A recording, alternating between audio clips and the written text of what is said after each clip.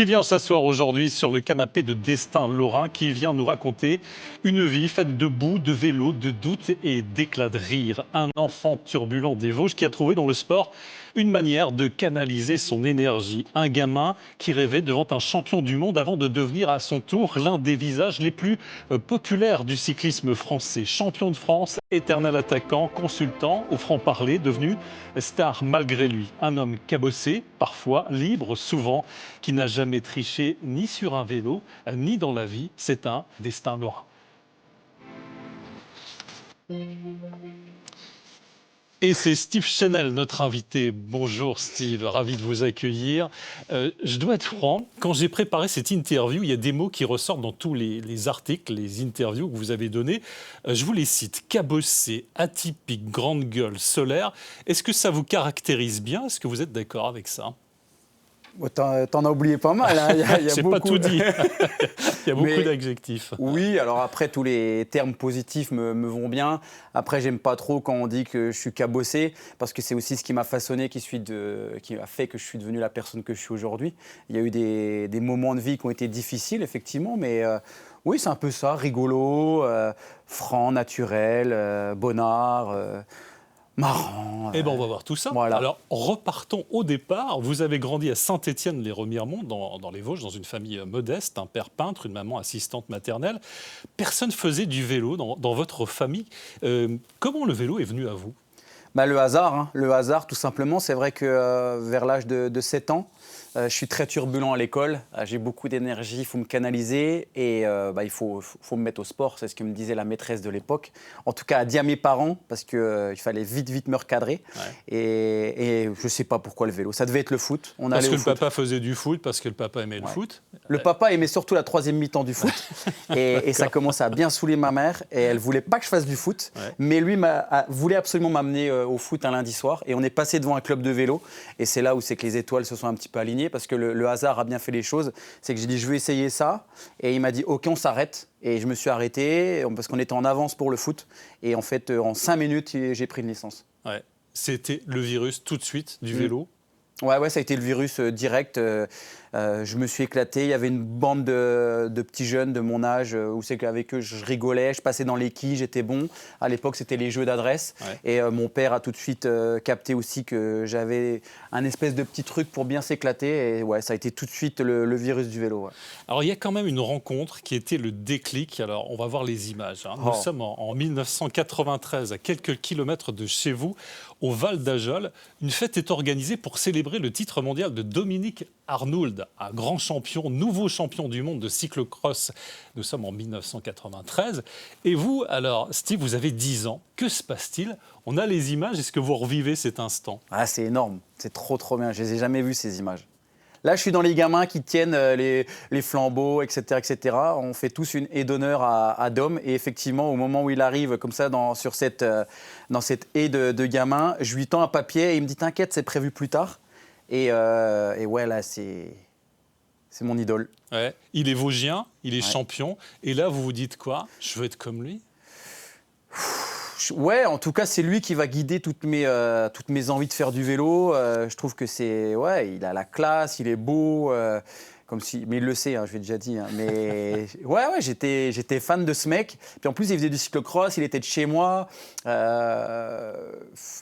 J'ai pas trop les mots, tu vois, pour décrire ça. C'est incroyable parce que je me rappelle très bien de la scène où il me dit c'est bon, on verra ça plus tard.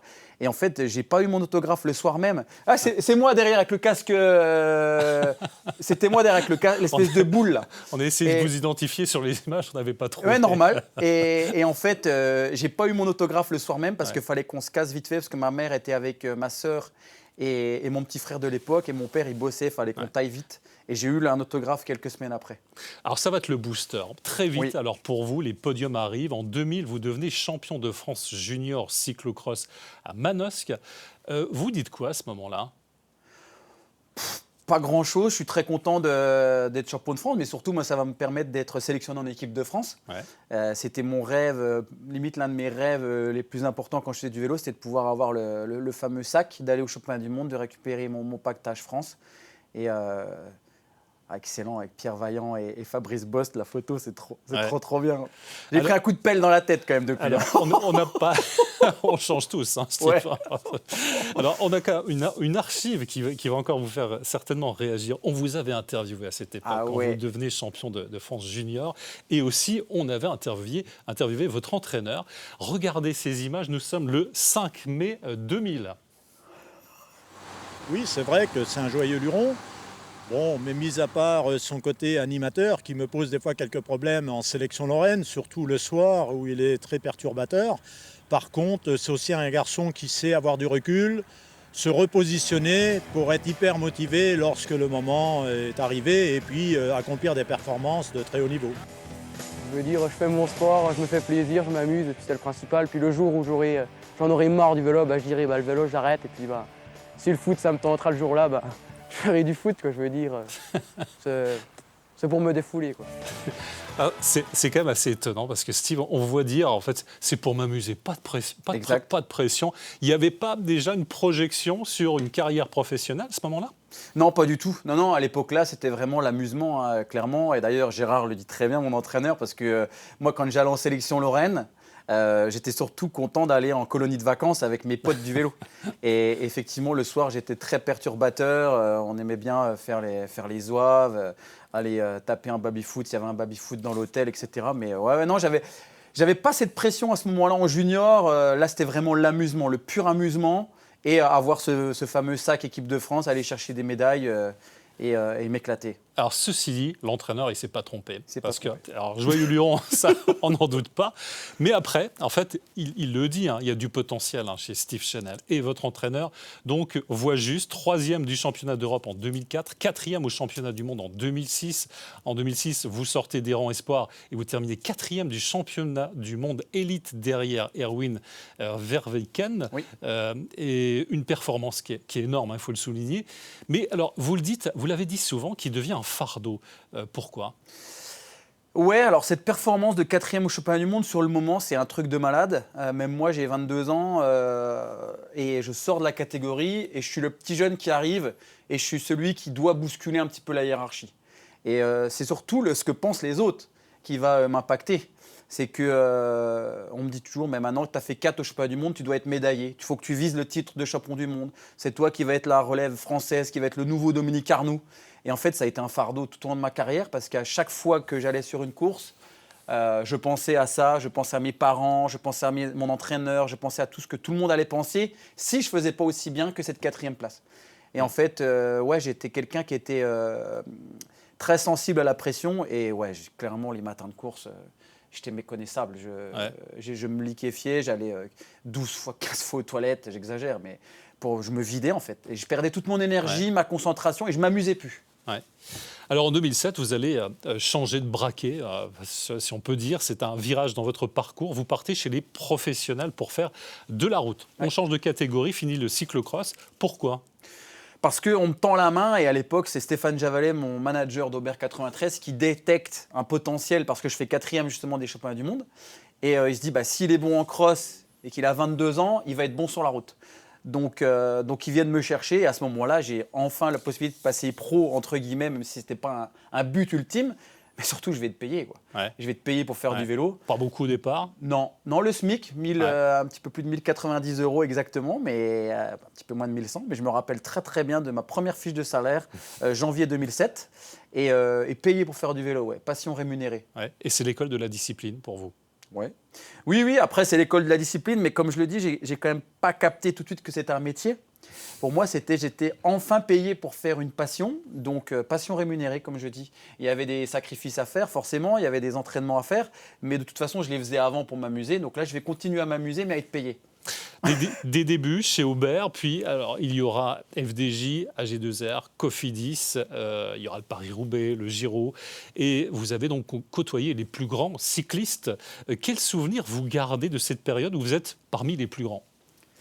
J'ai regardé quand même avec des étoiles plein les yeux, quand tu es à côté de Tom Bonnen, par exemple, à l'époque, ou d'autres grands champions comme Thomas Voeckler. J'ai fait le Tour d'Italie avec Thomas Voeckler. J'avais toujours l'impression d'être un peu là, d'être un peu l'imposteur, parce que bon, je les regardais. Moi, je suis pas du tout de leur monde, en fait, parce que la plupart viennent quand même d'un milieu cycliste. Et j'avais aussi une mentalité un petit peu particulière, quoi. Je ne me rendais pas compte qu'il fallait être aussi sérieux, qu'il fallait faire attention à la nutrition. Donc moi, j'étais là et puis je faisais les mêmes courses qu'eux. Donc j'ai toujours eu un très, très gros respect, mais à aucun moment, je me suis dit, je suis comme eux. Ouais. C'est à la fin de ma Il y carrière. avait et vraiment le syndrome de l'imposteur? je ne sais pas si on peut appeler ça le syndrome de l'imposteur, mais vu que je sentais que j'étais différent, Ouais. je me disais, mais en fait, ce milieu, il est particulier, en fait, parce qu'il faut faire gaffe à la bouffe, il faut faire gaffe à l'entraînement, il faut partir en stage, il faut se coucher tôt le soir. Moi, ce n'est pas du tout ce que j'avais appris, en tout cas, ce n'est pas comme ça qu'on m'avait façonné et que je m'étais façonné, en fait. Ouais. Alors Steve, vous avez quand même évolué dans une période où le cyclisme avait une suspicion permanente autour du dopage. Est-ce que c'était difficile quand on est coureur de porter malgré soi cette méfiance du public? Est-ce que vous l'avez vécu? Est-ce que vous avez été tenté? Non, j'ai jamais été tenté parce que déjà j'ai reçu l'éducation de mes parents de toujours donner le maximum dans les règles. Non, j'ai jamais été tenté. J'ai jamais eu non plus de soupçons pendant mes courses, même si après coup, quand je fais notamment 8e de Gand-Wevelgem, là aujourd'hui on regarde les 8 premiers, il y en a 5 qui ont eu des affaires de dopage. Peut-être que j'allais faire 4e ce jour-là. Ouais. Mais sur le moment, j'y pensais pas parce que je me disais, ils sont certainement meilleurs que moi. Et moi, je suis là. J'ai pas la même génétique, tout ça. Donc non, j'ai jamais été tenté, j'ai jamais eu de soupçons ni quoi que ce soit. Ouais. Vous avez fait les plus grandes courses, on l'a dit, sauf le Tour de France. Pourquoi? Ouais, pas grave. Pas grave, juillet, pas de regret. Non, les juillet, c'était vacances. Ah oui, juillet, août, non, pas de course parce que août, c'est les vacances. Alors août, non, tu vois, parce que août, c'était la préparation en vue de cyclocross, en vue de l'hiver, mais juillet, c'était vacances. Non, puis j'ai jamais eu cette passion dévorante, comme un joueur de foot dirait, moi je veux faire la Coupe du Monde de toute ma vie.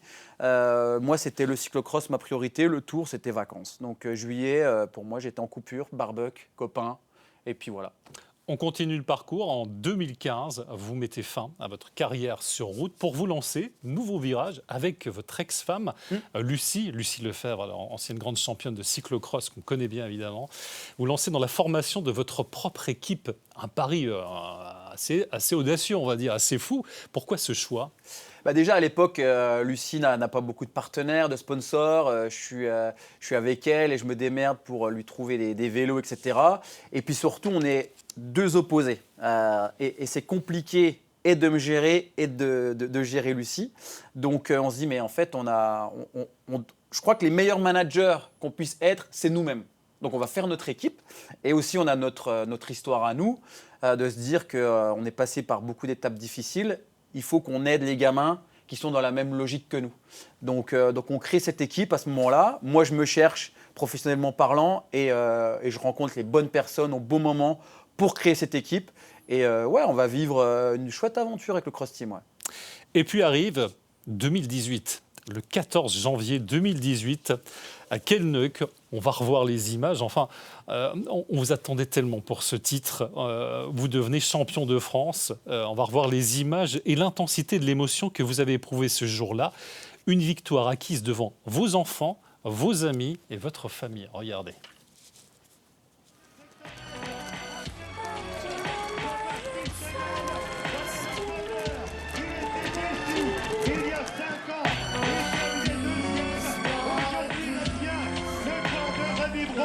Son premier titre, il y a des moments exceptionnels.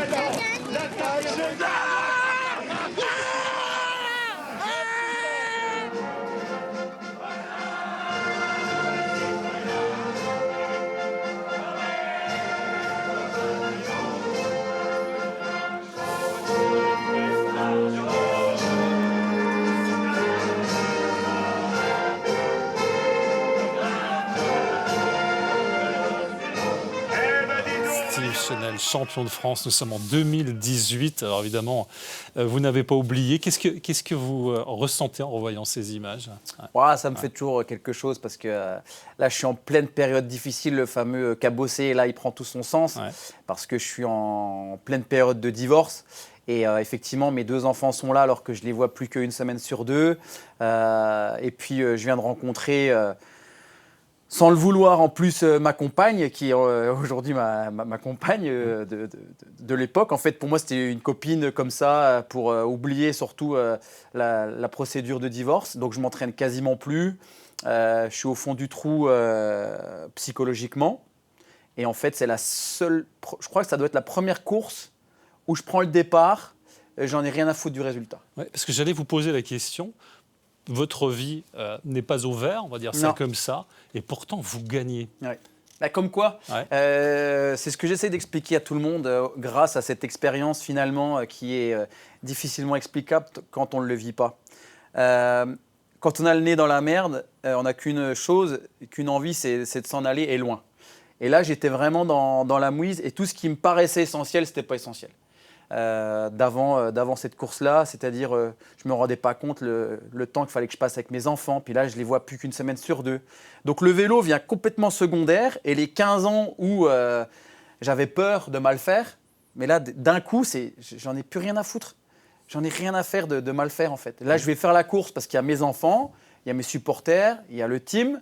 Il y a mes parents qui sont là, ils viennent me soutenir, mais ils viennent soutenir pas le cycliste, ils viennent soutenir le jeune, quoi. Enfin le jeune, Ouais. celui que je suis. Et en fait, c'était incroyable. Donc quand on est bien dans sa tête, parce que je voulais juste m'amuser, je voulais juste profiter, le fait que mes enfants soient là, profiter du public, le résultat, c'était complètement secondaire. Donc c'était une journée de dingue, c'est pour ça qu'il y a beaucoup de rage et d'émotion à l'arrivée, parce que ça tilte. Et ce titre de champion de France tant attendu, il représentait quoi à ce moment-là pour vous? Bah, c'était du coup Une pour moi délivrance. c'était un peu l'apogée de ma carrière parce que je l'avais tellement voulu ce titre pendant plus de 15 ans. Je suis tout le temps passé au travers, tout le temps deuxième, mais deuxième parce que voilà, logique finalement parce qu'il fallait avoir tout d'aligné, il fallait tout gérer. Et ouais, c'était un petit peu le point final presque de ma carrière. Je pouvais partir sereinement, mais j'en ai quand même bien profité derrière. Ouais. Alors, dans le même temps, on vous découvre aussi à la télé, sur l'équipe TV au Ouais. départ, puis ensuite sur Eurosport à partir de 2016 comme consultant. C'est votre personnalité, hein, clairement, et votre expertise qui ont fait qu'on est venu vous chercher, hein, j'imagine. Hein. Ouais. Ouais, l'histoire elle est assez longue, mais j'ai été débauché à l'époque par Patrick Chassé de la chaîne L'Équipe qui vient de rentrer les courses de vélo et avec lequel j'avais fait un reportage. Et ça se passe très très bien le premier test. Pour eux c'est un test, mais moi c'est un kiff. Et je savais même pas que j'allais être payé d'ailleurs à ce moment-là. C'était fou. Et 2 jours après, j'ai mon chef de l'époque, Guillaume Di Grazia, qui est parti maintenant et qui me contacte et qui me fait un appel du pied terrible. Viens à Paris, il faut qu'on se voit absolument, vite, il faut que tu montes, on va te proposer un truc. Et depuis 2016, je suis consultant à Eurosport. Ouais. Et puis en 2023, il y a carrément Netflix qui est venu vous chercher pour incarner la fameuse série sur le Tour de France. Vous faites l'ancien pro qui raconte les coulisses et pourtant vous n'avez jamais fait le Tour de France. Alors, comment ça s'est passé? T'as le temps? Vous avez le temps? Non, l'histoire, elle est un peu quand même. l'histoire, elle est quand même assez incroyable. C'est qu'on était plusieurs à être dans le viseur des producteurs de Box to Box, donc la boîte anglaise, et Quad, la boxe française. Et mon chef de l'époque, Guy Voisin, qui s'occupe du cycling à Eurosport, du cyclisme à Eurosport, me dit Steve, Netflix aimerait te rencontrer pour faire la série. Je dis bon, ok. Et il me dit à Contador, Wiggins, il me sort tous des grands noms qui ont déjà gagné le Tour. Et quand j'arrive sur les Champs-Élysées pour les rencontrer, je rencontre les gens de la production, donc c'est vraiment production énormissime. Et moi je suis là, bon, en fait je m'en fous complet que ce soit Netflix ou pas, s'ils me veulent on va discuter. Ouais. Et en fait je rencontre la personne responsable de la boîte anglaise, Box to Box. Et en fait c'est un Anglais que j'ai emmené à la planche des belles filles, quasiment 10 ans avant, qui m'avait contacté sur les réseaux pour que je l'emmène à la planche des belles filles. Et je lui avais répondu pas de problème, je t'emmène. Et en fait, ce gars-là, c'est un producteur de films. Oui, donc, comme quoi, 10 ans après, il se rappelait de moi Ouais. parce que j'avais été très cool. Vous l'avez marqué par votre personnalité, par votre expertise aussi, évidemment. Aussi, mais aussi et surtout par le fait que je sais passer les messages, donc c'était cool. Ouais. 2023, on y arrive, c'est officiellement la fin de votre carrière. On a les images, bien sûr, on va les regarder. Qu'est-ce que vous avez ressenti à ce moment-là quand vous dites « Allez, c'est terminé le vélo », c'était le 29 janvier 2023 ? Enfin, quand même, ça commençait à être compliqué pour moi, déjà d'un point de vue des résultats, parce que j'étais moins performant, parce que aussi Je m'entraînais aussi beaucoup moins. Là, c'est Marcel Meizen qui me laisse même passer sur la ligne alors qu'on s'est fait des grosses bagarres avec Marcel. Mais non, je suis très content. Puis je vais être papa pour la 3e fois quelques semaines après. Donc il était temps de passer à autre chose. Et puis ouais, non, je commençais à être vieillissant et surtout j'étais moins performant. Donc moi j'ai toujours fait quand même du vélo pour être bon. Là je commençais à être dans les etc. Ça me saoulait donc il fallait que j'arrête. Alors, fin de carrière. Alors, soyons clairs, pas vraiment, car cette année, alors début 2026, vous avez créé la surprise en revenant dans la course sur les championnats de France de cyclocross. C'était en janvier dernier à Troyes. Alors, qu'est-ce qui s'est passé? Je crois que c'est un pari, en fait. Ouais, c'est ça. C'était plus un pari. Et il y a eu pas mal de petites choses, encore une fois, qui se sont mises sur ma route pour me redonner le virus, un petit peu de reprendre. Mon neveu courait en cadet. Il m'a dit, viens, tonton, on fait une course ensemble. Donc, toi, chez les vieux, t'imagines, courir chez les masters. Et mon petit neveu chez les U17, chez les cadets. Il m'a dit, viens, on court ensemble. J'ai fait 2e, sans entraînement, sans rien. Je me fais charrier sur Eurosport, etc. J'ai dit, vas-y, je vais le faire. Donc, j'ai préparé mon truc dans mon coin pour qu'il y ait un peu de communication autour de ça. Et j'ai vraiment adoré cette parenthèse de refaire le France. J'ai ressenti la pression, alors que je venais vraiment pour faire 40e, tout au mieux. Et j'ai vraiment profité de ce moment avec, du coup, mes filles, qui ne m'avaient jamais vu sur un vélo. Ouais. Ça, c'était génial. Et moi, avec les supporters, j'ai enfin pu profiter des supporters. Oui. Vous terminez 29e. Bon, c'est anecdotique, hein, mais vous vous dites, je me suis régalé. C'était ça l'essentiel.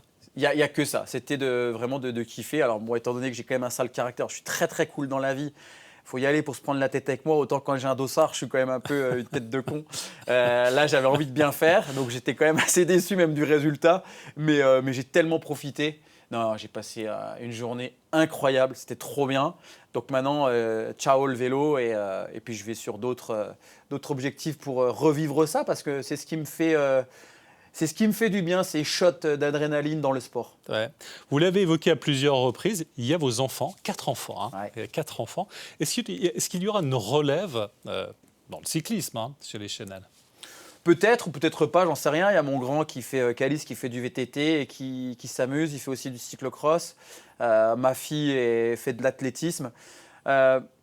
Pourquoi ça a marché chez moi? Je pense que c'est parce que j'ai jamais été poussé.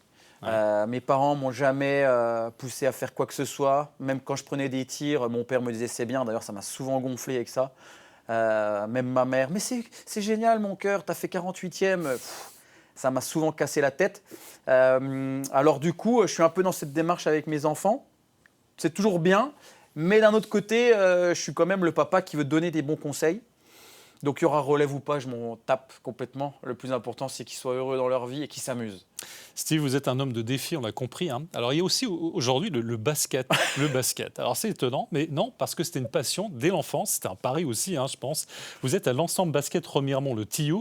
Steve Chenel, poste 4 à Remiremont, ça vaut quoi? Ça vaut rien du tout.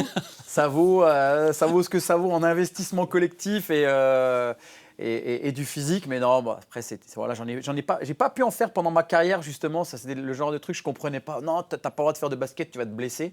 Alors, je jouais chez moi, sur un terrain vite fait, et j'ai jamais été en club de basket, finalement, parce que c'était interdit, et donc je l'ai fait avec mon filleul, donc là, le BRT, et je m'éclate. Je me défoule, puis je plie pas mal de gamins quand même. Ouais, mais vous avez encore besoin de compétition, alors. Ouais. C'est ça le moteur. Exactement. J'ai besoin de sentir qu'il y a un enjeu. Même aux jeux de société, je joue avec mes petites. Bon, Rose, elle a 3 ans, la pauvre, mais je ne la laisse pas gagner, en fait. Je lui apprends ce que c'est, mais moi, j'ai besoin de gagner. Donc c'est pour ça que je m'éclate dans le sport. Il y a un prochain défi aussi, c'est le marathon. Ouais. Hein? Ouais, c'est un truc. Pourtant, courir, je suis vraiment nul. Je ne sais pas courir, mais avec mon petit frère, on va aller à New York le 1er novembre. On a réussi à avoir des dossards grâce à Eurosport parce que ce sera dans le cadre d'un défi. Donc, effectivement, je vais aller faire le marathon de New York le 1er novembre. J'ai le temps de me préparer. Aujourd'hui, Steve, quand vous regardez votre parcours, quand vous regardez dans le rétroviseur, vous dites quoi? Vous ressentez quoi? Beaucoup de joie, beaucoup de fierté aussi. La vie que j'ai aujourd'hui, elle est extraordinaire. Elle est vraiment tip-top. Il y a encore des choses à régler pour être vraiment tip-top, pour avoir 0 souci. Mais quand je regarde dans le rétro, je pense qu'il y en a beaucoup qui aimeraient ma vie. Moi, je ne me rends pas compte de tout ce que j'ai déjà vécu, mais c'est incroyable, c'est génial. Je retiens que le positif, même des mauvaises choses, même des choses qui ont été très très dures, je les retiens de manière très positive, que ce soit mon divorce, les gars avec qui je me suis pris la tête, que ce soit les personnes qui n'ont pas été vraiment sympas avec moi. Je les remercie en fait aujourd'hui. Je suis en paix avec moi-même et je suis en paix avec eux. Donc, et je le souhaite à tout le monde. C'est ça qui est dingue. C'est que si je suis là aujourd'hui aussi serein et détendu, c'est parce qu'il y a eu ces personnes-là dans ma vie. Merci beaucoup, Steve Chenel. Merci d'être venu vous raconter avec autant de franchise, de sincérité sur le canapé Avec de plaisir. Destin Lorrain. Et merci à vous de nous avoir suivis. On se retrouve bien sûr très bientôt pour un autre Destin Lorrain.